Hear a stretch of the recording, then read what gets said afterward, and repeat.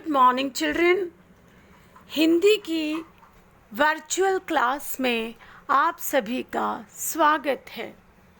बच्चों, उम्मीद करती हूँ कि आपकी परीक्षाएं अच्छे से गई हैं और आप एक नए सत्र के लिए तैयार हैं पूरी तरह से। तो चलिए, पहला एक पाठ उठाया है मैंने, धर्म की आड़। धर्म की आड़ पाठ जिसे लिखा है गणेश शंकर विद्यार्थी जी ने। विद्यार्थी जी ने बहुत ये स्वतंत्रता सेनानी रहे हैं। बच्चों, 9th के लिए पूरे साल का पोर्शन आता है फाइनल में, तो जो पहले टर्म के पाठ हैं उसे आप फेंकिएगा नहीं, संभाल के अपनी नोटबुक में रखिएगा। चलिए, दूसरा, गणेश शंकर विद्यार्थी लेखक का परिचय देख लेते हैं। बच्चों देखिए, आपके सामने है। इनका जन्म उत्तर प्रदेश के इलाहाबाद में 1890 में हुआ। एंट्रेंस पास करने के बाद वे कानपुर करेंसी दफ्तर में मुलाजिम यानी नौकरी कर लिए। 1921 में प्रताप साप्ताहिक पत्र निकालना शुरू किया। विद्यार्थी जीवन का अधिकतर समय जेल में बीता।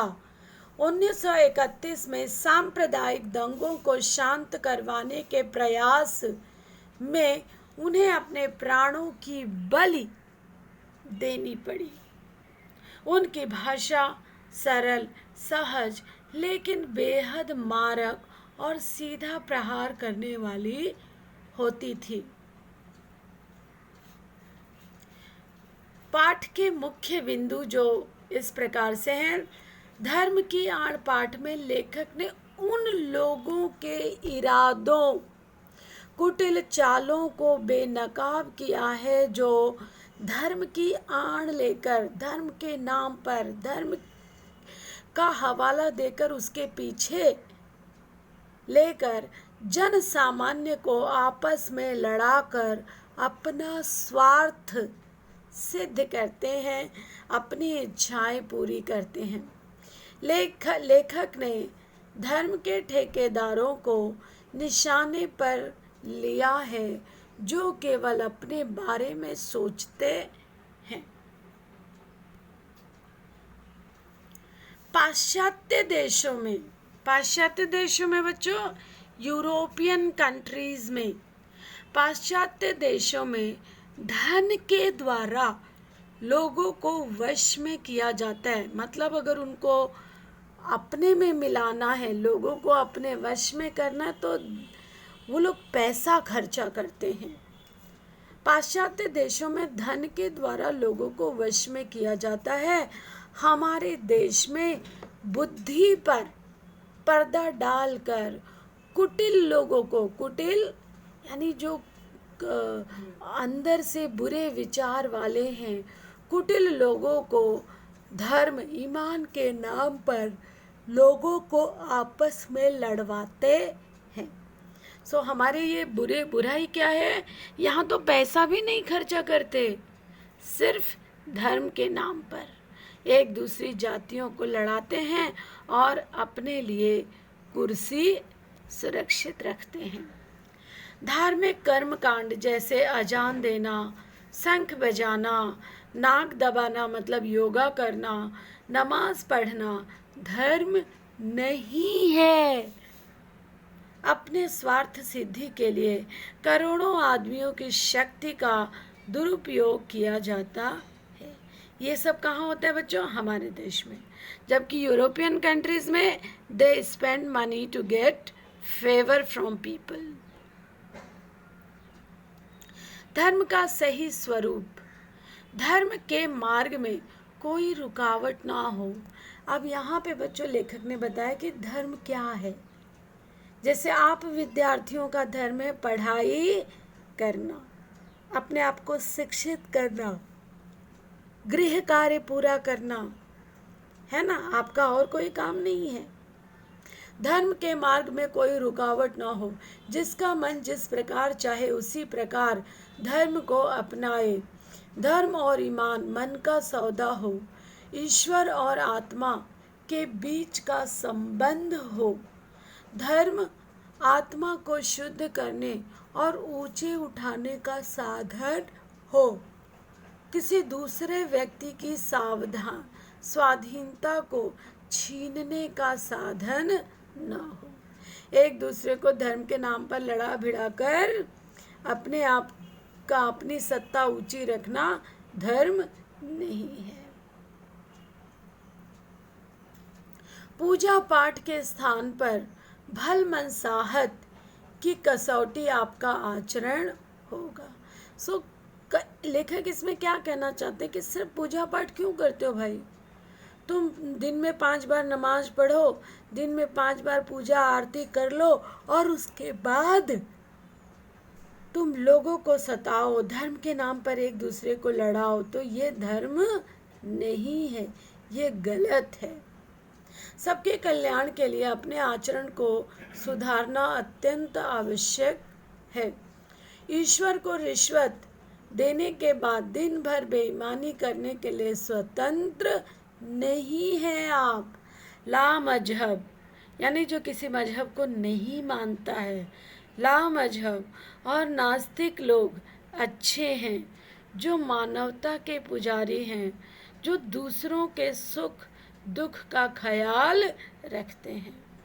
ऐसे लोग भले पूजा पाठ ना करें, मंदिर मस्जिद गिरजाघर ना जाएं, मीटिंग ना अटेंड करें, तो भी ऐसे लोग अच्छे हैं उन लोगों की बजाय जो धर्म के नाम पर एक दूसरे को लड़ाते हैं। गांधी जी के अनुसार धर्म का स्वरूप क्या है? बच्चों, ये सब जो है पूरे पाठ की एक तरीके से समरी है। सो आप एक एक पीपीटी को रुका करके उसको नोट डाउन करेंगे। गांधी जी के अनुसार धर्म का स्वरूप क्या है? गांधी जी धर्म को सर्वत्र स्थान देते थे। वे एक पग भी धर्म के बिना चलना नहीं चाहते। धर्म ऊंचे और उदार तत्वों का होता है। गांधी जी के अनुसार धर्म ये नहीं है कि टीका चंदन लगा लो, राम नाम की माला जपो, 5 वक्त का नमाज पढ़ो, हर संडे को चर्च में जा कर के पूजा पाठ करो। ये सब धर्म नहीं है। धर्म है सच्चाई, ईमानदारी, किसी रोगी को देख करके उसका रोग दूर करना, ये धर्म है। दया धर्म है, किसी की मदद करना, किसी के काम आना, किसी अपने काम से काम रहना, ये भी सबसे बड़ा धर्म है। धर्म ऊंचे और उदार तत्वों का हुआ करता है। शुद्ध आचरण और सदाचार। सदाचार अच्छा व्यवहार ही धर्म के स्पष्ट चिन्ह है। प्रत्येक व्यक्ति को धर्म के सच्चे स्वरूप को समझना चाहिए। धर्म क्या है? धर्म धार्मिक वह है जिसके हृदय में सबके कल्याण की भावना है। अपनी स्वार्थ सिद्धि के लिए दूसरों को लड़ाना भिड़ाना जैसे पशु कर्म को छोड़कर दूसरों की भलाई करने जैसे मानवीय कार्य करो। वास्तव में ऐसा करके ही ईश्वर को प्रसन्न किया जा सकता है। धर्म और ईमान के नाम पर होने वाले व्यापार को साहस और दृढ़ता के साथ रोका जाना चाहिए। चलते पुर्जे धर्म के नाम पर क्या करते हैं? आने वाला समय किस प्रकार के धर्म को टिकने नहीं देगा? कौन से लोग धार्मिक लोगों से अधिक अच्छे हैं? बुरे बुद्धि की मार से लेखक का क्या अर्थ है? कौन सा कार्य देश की स्वाधीनता के विरुद्ध समझा जाएगा? बच्चों, ये प्रश्न है, अभी नहीं करना है। अभी आपको एक एक स्लाइड पर जो छोटे छोटे मैंने दिए हैं लाइनें, वो लिखना है, प्रश्न नहीं लिखना है। अभी इसके बाद मैं पाठ करवाऊंगी। गृह कार्य। धर्म एकता का माध्यम है। इस विषय पर अनुच्छेद लिखिए। धर्म एकता का माध्यम है। धर्म की सच्ची परिभाषा क्या है? परिचर्चा कीजिए। सो ये सब परिचर्चाएं बच्चों इस कोरोना काल में नहीं हो पाएगा, आप अपने घर पर परिचर्चा कर सकते हैं। आज के डेट में बच्चों जो मैंने पिछले पीपीटी दिखाए हैं आपको कि धर्म क्या है, गांधी जी के अनुसार धर्म का स्वरूप क्या है, ठीक है, गांधी जी वाला लिखने का है। धर्म का सही स्वरूप क्या है ये लिखने का है आपको। पाश्चात्य देशों में और हमारे देश में क्या अंतर है धर्म को लेकर, ठीक है। सो ये इस पाठ के मुख्य बिंदु लिखना है आपको। सो कुल मिला के बच्चों गांधी जी वाला धर्म क्या है, पाश्चात्य देश में और हमारे देश में क्या अंतर है धर्म को लेकर, और पाठ के मुख्य बिंदु ये सुन करके वीडियो रुका करके एक दो बार देखते हुए रुकाते हुए ये जो मेन की पॉइंट्स है ये आप अपनी इसमें नोट डाउन करके रखोगे बच्चों नोटबुक में, और साथ ही आपको आज का पहला पेज सजा करके रखना है। ठीक है बच्चों, धन्यवाद।